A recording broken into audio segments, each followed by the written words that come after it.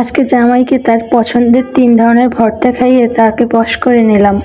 Hello everyone, আসসালামু আলাইকুম, welcome to our new recipe. আজকে আমি 3 ধরনের ভর্তা বানিয়েছিলাম হাজবেন্ডের জন্য। তো আজকে সেই রেসিপিগুলি আপনাদের সাথে শর্টকাটে শেয়ার করব। তো এখানে আমি প্রথমে একটা চুলায় কড়াই দিয়ে দিয়েছি, কড়াইতে কিছুটা তেল দিয়ে দিয়েছি।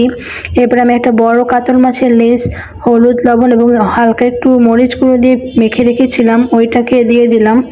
তারপরে কিছুক্ষণ লেজটাকে একটু ভেজে তারপরে কয়েকটা রসুন এবং পেঁয়াজ কুচি দিয়ে দিয়েছি। রসুন এবং পেঁয়াজ কুচিগুলোকে একটু সেদ্ধ করে নেব মাছের সাথে। মাছ ভাজার এমন পর্যায়ে রসুন এবং পেঁয়াজ কুচি ব্যবহার করবেন যাতে করে একদম পারফেক্টভাবে সিদ্ধ হয়, বেশি একটা পুড়ে না যায়। তো আমি এখানে ভালো করে পেঁয়াজ এবং রসুনগুলোকে একটু ভেজে নিয়ে তুলে নিচ্ছি। এবার লেজটাকে হয়ে গেছে, তুলে নিলাম। এবার শিলপাটা নিয়ে নিয়েছি। আমি আগেই কিছুটা শুকনো মরিচ ভেজে রেখেছিলাম, তো এখান থেকে আমি প্রথম ভর্তার জন্য পরিমাণ মতো নিয়ে নিয়েছি। আপনারা আপনাদের পছন্দ মতো ঝালটা দিয়ে দেবেন। এবার ওই যে পেঁয়াজ এবং রসুনগুলো ভেজে রেখেছিলাম ওটা নিয়ে নিলাম। এবার ভালো করে সবগুলোকে মিহি করে বেটে নেব। তো এই ভর্তাগুলো আপনারা অবশ্যই বাসায় ট্রাই করবেন, খেতে খুবই মজা হয়েছিল ভর্তাগুলো। এই ভর্তা বানালে ভাত খেতে আপনার আর কিছুই প্রয়োজন হবে না। তো এখানে দেখতেই পাচ্ছেন আমি সবগুলো সুন্দর করে বেটে নিচ্ছি, সুন্দর করে মিহি করে বেটে নেবেন। এবার আমি কিছুটা পরিমাণ ধনিয়া পাতা দিয়েও বেটে নিচ্ছি।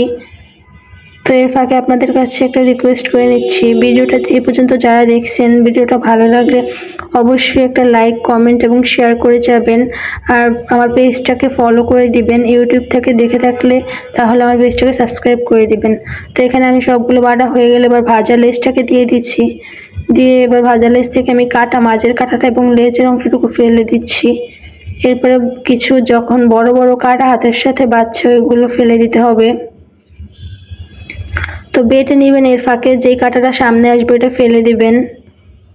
এই বড় মাছ অবশ্য অত একটা কাঁটা থাকে না, তো যে কটা থাকে আর কি কটা ফেলে দেবেন। আপনারা যে কোনো মাছ দিয়ে ভর্তাটা বানাতে পারবেন, যে কোনো মাছ দিয়ে বানালেই ভর্তাটা খুবই মজার হয়। অবশ্যই বাসায় একবার ট্রাই করে দেখবেন। তো আমি এখানে আমার কাতল মাছের লেজ যেহেতু ছিল তাই ওটা দিয়ে বানিয়েছি। আপনারা রুই, তেলাপিয়া যে কোনো মাছ দিয়ে বানাতে পারবেন। তো আমার সবগুলো বাটা হয়ে গেছে। এবার আমি সবগুলো একসাথে মিক্স করে নেব। মরিচ, ধনিয়া পাতা, পেঁয়াজ, রসুন, মাছ এগুলোকে মিক্স করে নেব। আর হাতের সাথে যেই কাটা বাজছে ওগুলো ফেলে দিচ্ছি। তো এই পর্যায়ে আমি একটু সরিষার তেল দিয়ে মেখে নিচ্ছি। ভর্তার শেষে একটু সরিষার তেল দিলে খেতে খুবই ভালো লাগে। সরিষার তেলের একটা ঝাঁঝালো ফ্লেভার আসে, আর ভর্তাটারও স্বাদ মনে হয় যে অনেক গুণ বেড়ে যায়।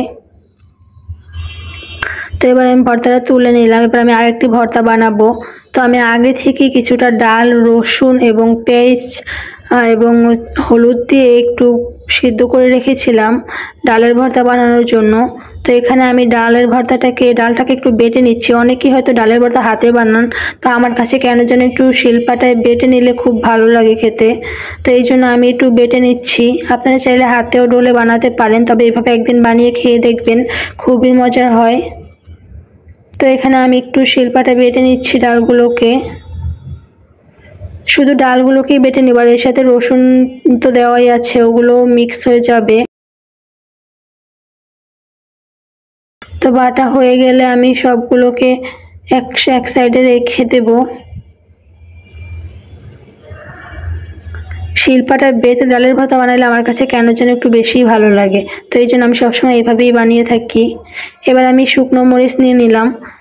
আপনারা পছন্দ মতো শুকনো মরিচ নিয়ে নেবেন। আমি এখানে যেহেতু আরও 2টা ভর্তা বানাবো তাই আমি 2টা ভর্তার জন্য পরিমাণ মতো শুকনো মরিচ নিয়ে নিয়েছি। এবার কিছু ধনিয়া পাতা কুচি করে দিয়ে দেব। ধনিয়া পাতাটা অবশ্যই ভর্তায় দেওয়ার ট্রাই করবেন, আরও বেশি দিলে আরও মজা লাগে। তো আমার বাসায় যেটুকু ছিল আমি ওইটুকুই দিয়েছি। এবার কিছুটা পরিমাণ পেঁয়াজ কুচি নিয়ে নিয়েছি। এবার মরিচের উপরে কিছু লবণ দিয়ে মরিচগুলোকে ডলে গুঁড়ো করে নেব। মরিচের উপরে লবণ দিয়ে ডললে মরিচটা খুব দ্রুত গুঁড়ো হয়ে যায়। তো এবার আমি সবগুলোকে ভালো করে মিক্স করে নেব, হাত দিয়ে মথে নরম করে নেব। এবার কিছুটা পরিমাণ সরিষার তেল দিয়ে দেব, সরিষার তেল দিয়ে মেখে নেব। এবার অর্ধেকটা পরিমাণ আমি তুলে রেখে দিয়েছি আরেকটা ভর্তার জন্য। এখানে অর্ধেকটা দিয়ে ডালের ভর্তাটা বানিয়ে নিচ্ছি।